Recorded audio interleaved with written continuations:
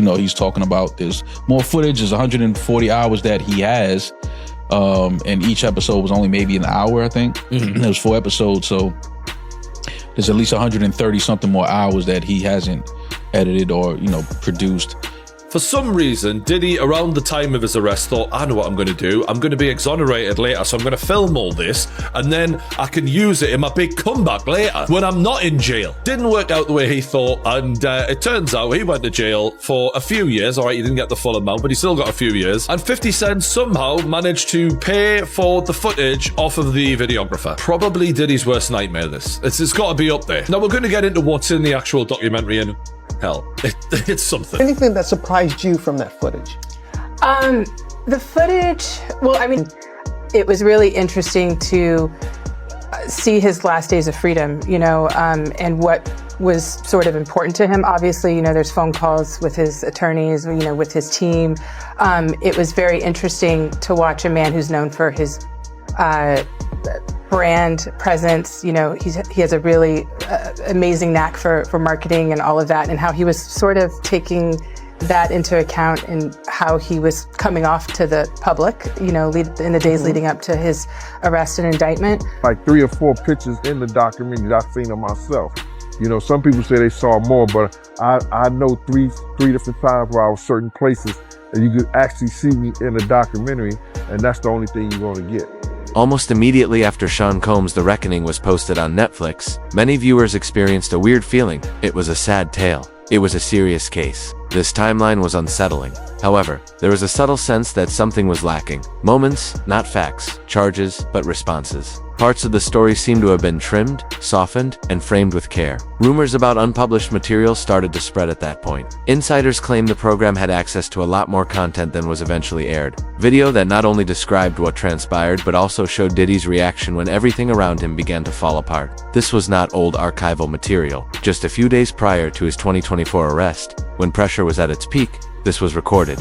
Who was responsible for the documentary adds to the unusualness of this event. Gene Deal, a man who once stood directly beside Diddy for years, and 50 Cent, a longtime rival who has never concealed his sentiments, although that combination alone caused some concern. The legal threats that followed the distribution of the documentaries proved that something more serious was taking place. Netflix claims that the video they utilized was acquired lawfully. Private information was stolen. According to Diddy's crew, 50 Cent gives hints. Much more remains to be seen. And according to Gene Deal, this is just the tip of the iceberg. The actual question then becomes straightforward. What did Netflix decide not to feature, and why? For some reason, Diddy, around the time of his arrest, thought, I know what I'm going to do. I'm going to be exonerated later, so I'm going to film all this, and then I can use it in my big comeback later when I'm not in jail. Didn't work out the way he thought, and it turns out he went to jail for a few years. All right, he didn't get the full amount, but he still got a few years. And 50 Cent somehow managed to pay for the footage off of the videographer. Probably Diddy's worst nightmare, this. It's got to be up there. Now, we're going to get into what's in the actual documentary, and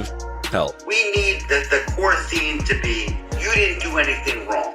You didn't do anything wrong on any front. By the way, these conversations, the lawyer had no idea he was recording them. So when the lawyer's like, yeah, we need everyone to believe you did nothing wrong, it kind of takes away from when the lawyer is out in public saying, yeah, my client is completely innocent. And now he showed the behind the scenes where he clearly didn't think he was very innocent. So not Diddy's smartest move. However, throughout this journey, you'll see he makes a lot of crazy decisions. I don't think it's working. I listened. I've been a superb client, as you said. I jumped on the plane. I'm coming to New York, but I'm just running around waiting for a shoe to drop. He's shitting himself right now, in case you can't tell, and he really doesn't look good. It's the middle of September, and there's still no indictment. Then you have to have a spokesman. You have to have some sort of comms to constantly be pushing that, Mark. Because you may just be a person that you just may watch CNN. You know what I'm saying? And there's 9 billion people in the world. And 7 billion of them is on Instagram and TikTok. He's basically trying to get control of the narrative. That's what he's really worried about. He wants public perception to be, this was all bullshit. Unfortunately for him, we'd all seen the CCTV of him beating the shit out of Cassie, so we know you're not a good guy, man. That's out there. A statement from your solicitor is really not going to change that. We have to find somebody that'll work with us, whether they're from this country or from another country.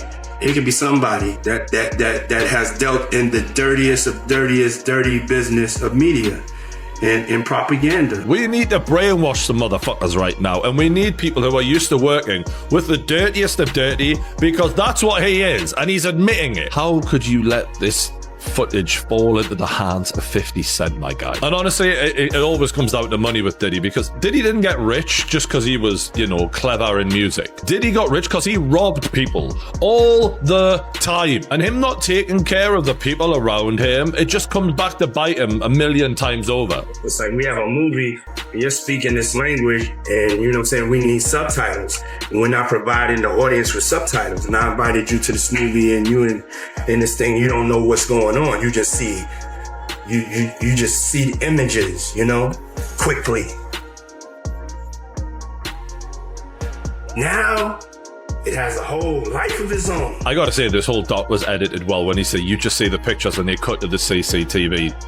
Well done, 50. You nailed that, son. If you're going to take him down in style. So you get a clear window from the jump here into Diddy's psyche. He doesn't give a about Cassie or any of these girls. He doesn't give a about anyone. It's save yourself mentality, and it's crisis mode. And you can see on his face, like, well, you know he's got a problem. This is at an all-time high of his taking, surely, because he has stress stuff.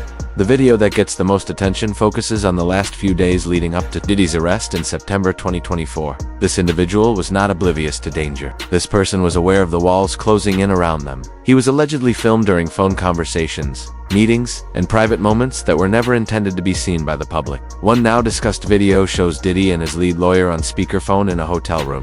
The comments have weight despite the quiet, controlled tone of his voice. He acknowledges that they are losing, not struggling, not behind schedule. Everything changed with that one admission. It is uncommon for powerful people to say such things unless their options are dwindling. Reports state that the discussion shifts from legal defense to reputation management, conversations about shaping public opinion, managing the narrative, and identifying people's experiences in the most obscure areas of media manipulation. This explains the harsh response from Diddy's legal team. They contend that these were confidential strategic talks that were never meant to be made public. They claim that this video goes too far. Netflix doesn't agree. 50 Cent agrees. The timing of the statements in this video is almost as disturbing as the content. This was recorded before 2 courtrooms, handcuffs, and arrests. It depicts unadulterated consciousness, the knowledge that money, power, and silence might not be sufficient anymore. It becomes difficult for viewers to accept that what we saw on film was the complete story once they learn that this footage exists. How this video even got out of Diddy's grasp is one of the biggest questions.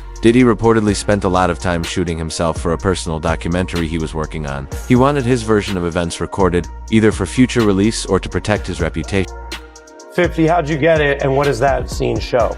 Well, I mean, you know, you're a journalist, Harvey. Harvey, you would not disclose your sources. We usually don't. Yeah, but I got it. Yeah. What he said.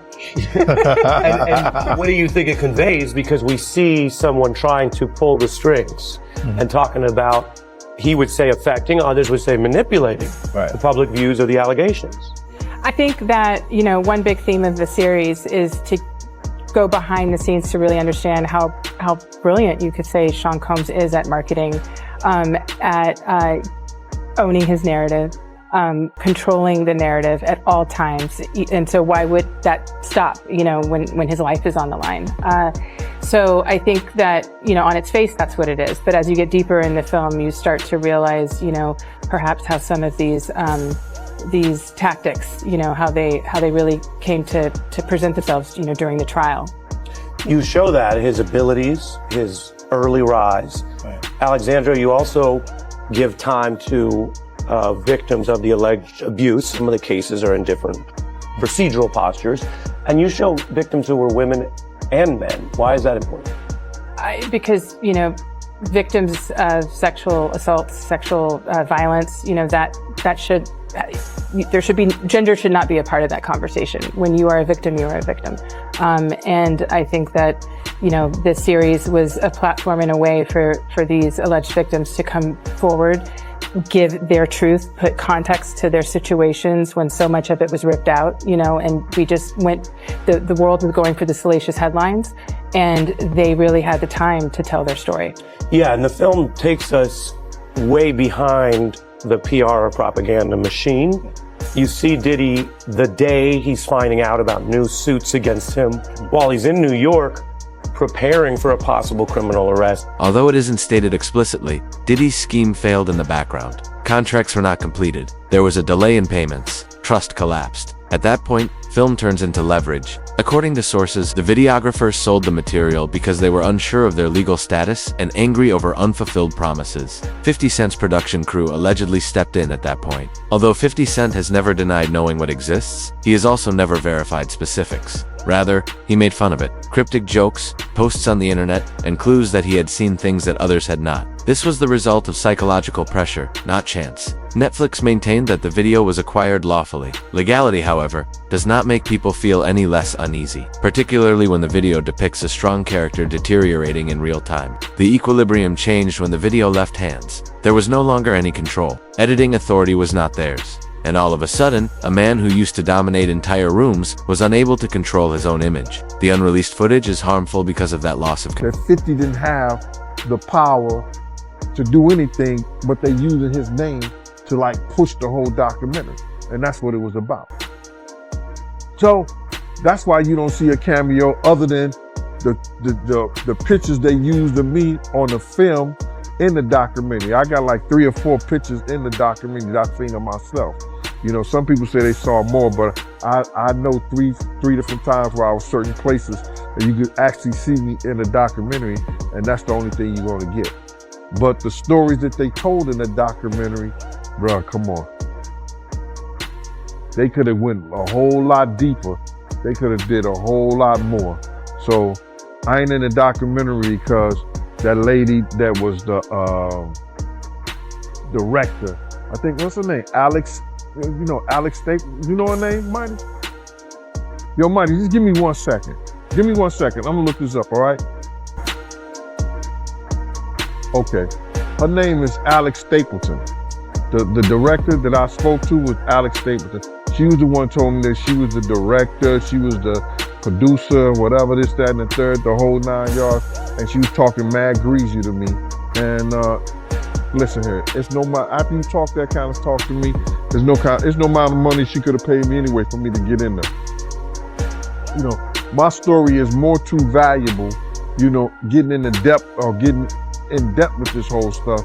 And it would have helped that documentary a whole lot. You know what I'm saying? In actuality, they used all the stuff that I told them and did it the way that I was saying do it. Tim Dog started off with the childhood with Puff and the whole 9 yards. Kirk Burrows do the business part, but they was trying to put people in there like Mark Curry and other people to talk about the streets or what was going on, you know, a certain thing. But Mark can only say so much, you know what I'm saying, because he was an artist, you know, so he wasn't with Puff like I was with him during that time when we was running back and forth here and there and the whole 9 yards. So, you know, Miss Alex Stapleton is the one reason why I'm not in the documentary, but it's all right with me. I've been in a lot of documentaries. I did The Shine, I did the A&E, I did the Discovery Channel, I did the Fox. You know, I've been in a whole lot of different documentaries, and I'm always on the art of dialogue. So the people been getting most of the information from here anyway. Yeah, man, you always on here, man. Always gotta bring you on. So with that being said, man, I want to get right into the documentary, man. How you feel about the documentary, man? The behind the scenes footage they got of Diddy leading up to him getting arrested, and how you feel about all that? Well, what I feel about the documentary, they left a whole lot of key things out. If they was going to do something and they're going to say in the reckoning of Sean Combs, the reckoning, or Diddy, the reckoning and stuff like that, it should have been a lot of people that we lost because of him. You know what I'm saying? It wasn't only Big, it wasn't only Tupac, you understand? For the atmosphere that he put those kids in, you got a guy named Anthony Wolf Jones, who was from Bad Boy, from its conception, is doing security and being one of the financiers of Puff having to have some money to keep Big and Craig Mack around before he got to Clyde Davis. You know what I'm saying? They wasn't able to tell that story because they didn't have no intel on that story or what went down, or they didn't do their investigation. The story has a different weight because of Gene Deal's involvement. Gene Diddy's former security has stated one thing again and over. There were cameras everywhere. Diddy was. Recording was normal. Gene said, meetings were captured on video. The events were recorded. Oftentimes, even private moments weren't. Control, not security or recollections. Gene has implied that Diddy thought that documents were proof of presence, proof of assent, proof of protection, and proof of authority. However, documentation is reciprocal. It can outlive allegiance once it is established. Gene Deal did not seem surprised when he mentioned unpublished footage. He sounded almost at ease, as though he had been anticipating this moment. Everybody want to say that 50 Cent did the whole documentary. He was responsible for doing the whole documentary, what goes in there and what goes out of there. Now, I don't believe that. And I don't believe that he's responsible for everything that goes in there. I don't believe he's responsible for everything that goes out of there. Guys want to say that he's snitching, you know what I'm saying? Because he's telling his truth about what went down and what he saw or what he heard or whatever like that. I don't know how to love my enemy. And if I gotta put out the truth about something that he was doing and is wrong, and that was wrong, I don't have no problem with that, 50. Not a problem at all. Keep doing it. Maybe enough men come out and speak out on some bullshit. You know what I mean? Yeah, and they're saying that Diddy's family is preparing $1 billion lawsuit over this documentary. I think they dropped it already. I don't think they ain't gonna have a chance, because before you put something out like that, they're gonna dot their I's and cross their T's. They're gonna make sure everything is in place. And if Puff had friends over there at Netflix, if it haven't came down, if it haven't came down yet, they ain't got a leg to stand on. Yeah, you just made me think of something. I'm sure Netflix has 1 million lawyers, and I'm sure they have plenty of lawyers go over this thing to make sure it was airtight. Yes, sir. And they might probably even cut some stuff out that maybe they weren't even sure about. Just probably. Well, Gene, I appreciate you taking the time. Dope content as always. And I wish you luck, man. I know, man. You get on these interviews and they go crazy, man. Yeah, man. Listen, a lot of people want to, come at me, and everybody want to find fault in 50, find fault in me, find fault in anybody who's speaking out against the evil that's been going on. But what if I find fault from the person who did it? Find fault for the person who starved their artist. Find fault for the person who led an artist out there to lead to his death. Find fault in a person who set up the atmosphere for one of the greatest artists in hip hop to lose his life. You know what I'm saying? Find fault in a person that allegedly had a person sore in the middle of the night and they didn't want to be sore. Find fault in this individual who did all this crazy to people, instead of find fault in the people who's talking about it and letting you know about it. Why do you think people defend Diddy?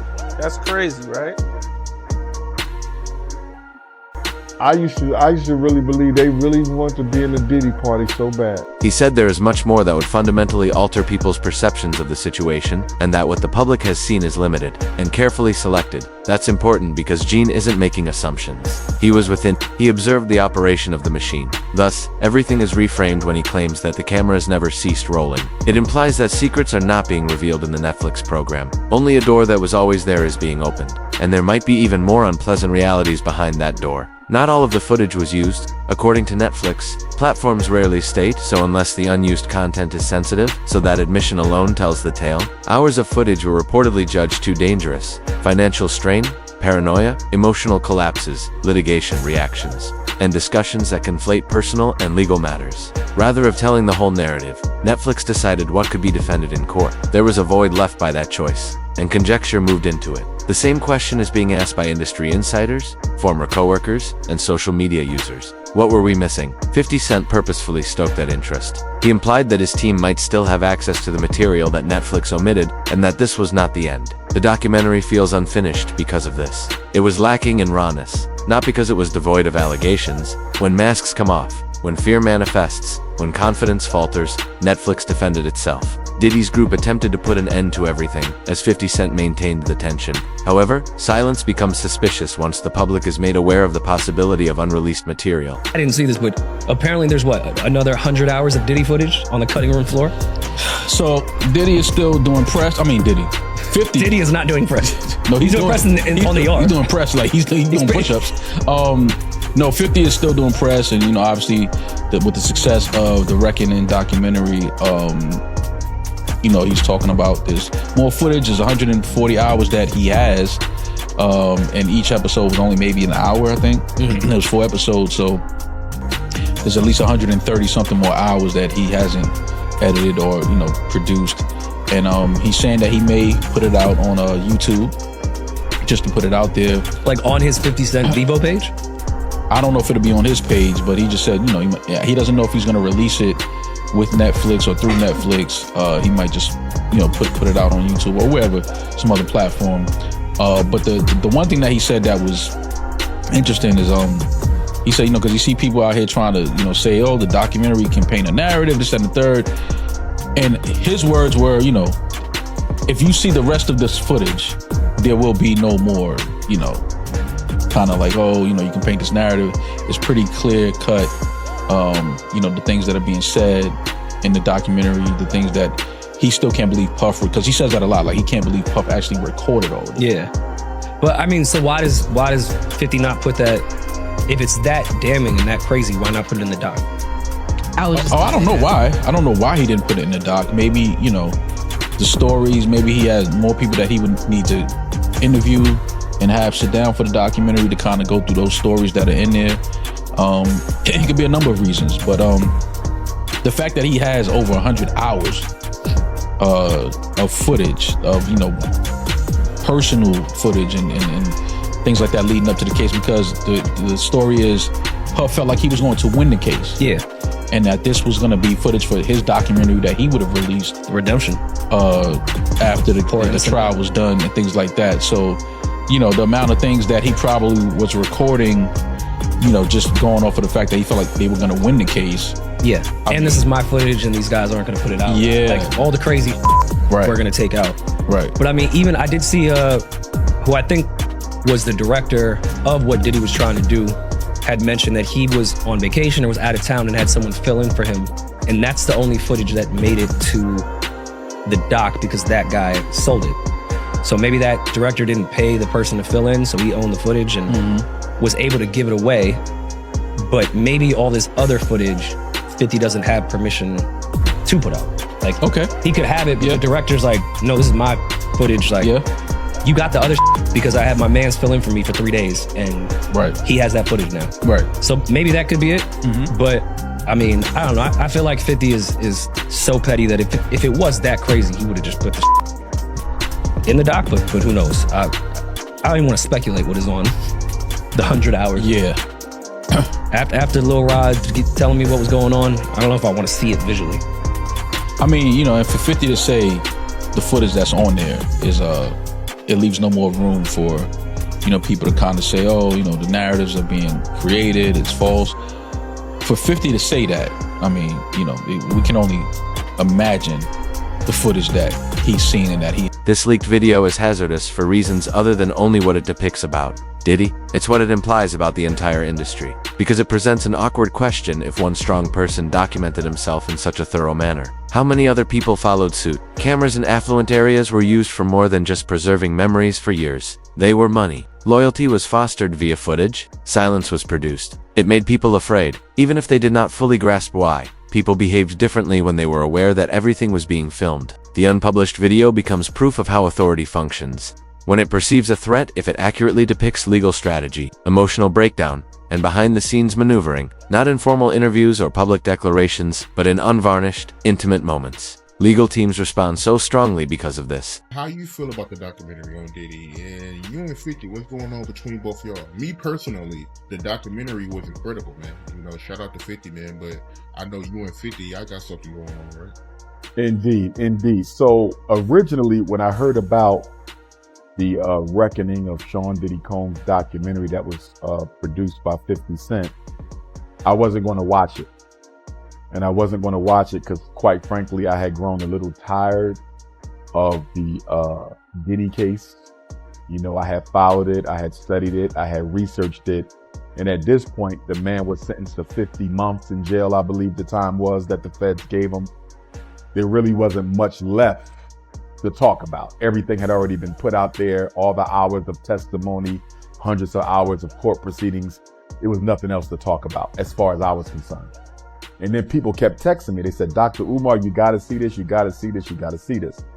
So one night I can't go to sleep and I decided to go ahead and watch it. And I watched all the episodes. I will say that it appeared to be very well researched from the point of view that 50 Cent wanted to portray. I don't think it was balanced in that you didn't hear anything positive at all about the man, when in fact, despite the horrendous deeds, which cannot be excused at all, I still think it would have been a little bit more credible if it was a little bit more balanced. But with that being said, the documentary was done. And after watching it, well, the first thing I'm gonna say is 50 Cent does a good job with documentaries. Putting the fact that I did not appreciate a black man kicking another black man who's already down, putting that to the side, he did a good job with the documentary. Like, I could see 50 Cent doing more of these.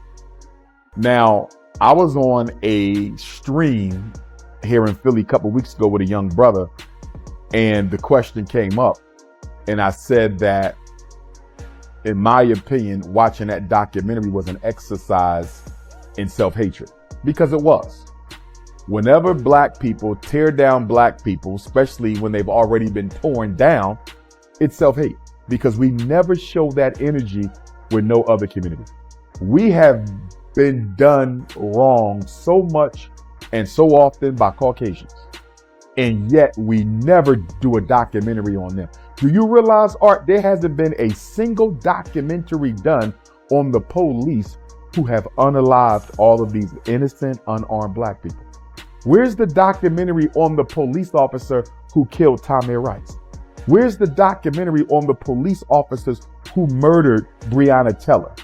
Where's the documentary on the police officers who murdered Sonia Mancy or Sandra Bland or Freddie Gray or Philando Castile or Alton Sterling or Amir Pope?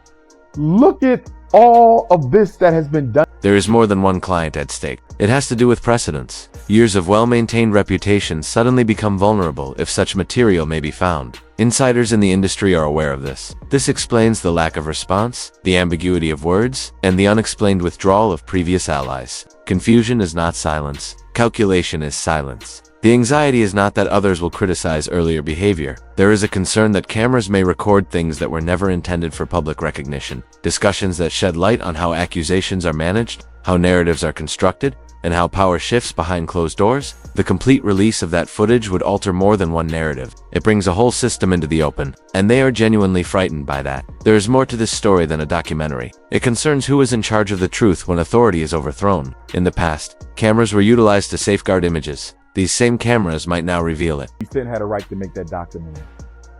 If Puffy did to that woman that 50 used to date, the things that people claim he did, and allowed to be done to her, even with her permission, you don't do that as a black man. That is conduct unbecoming a black man, and I would have to say that Curtis 50 Cent Jackson was justified in making a documentary art. Because if I was him, if I was in 50's shoes, I might have done a documentary too. You feel me? I'm going to be honest. You do that to my baby mom, even if I don't like her no more, even if I'm not on good terms with her no more, No matter what we've been through, you knew that was my baby mom. You knew that was my girlfriend. And you do that?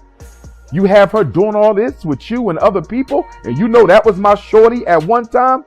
Bro, that's a complete violation of the G Code, Art. So with that being said, 50 Cent had a personal reason to do that documentary, and I can't say he's wrong for doing it. Now, with that being said, Art, watching that documentary, I came to 3 conclusions. Number 1, black people are hypocrites. We are probably the biggest spiritual hypocrites in America. And I'm going to say that, Art, because we are the most spiritual people in America. We are the most religious people in America. We brought religion to America. We gave it to the world.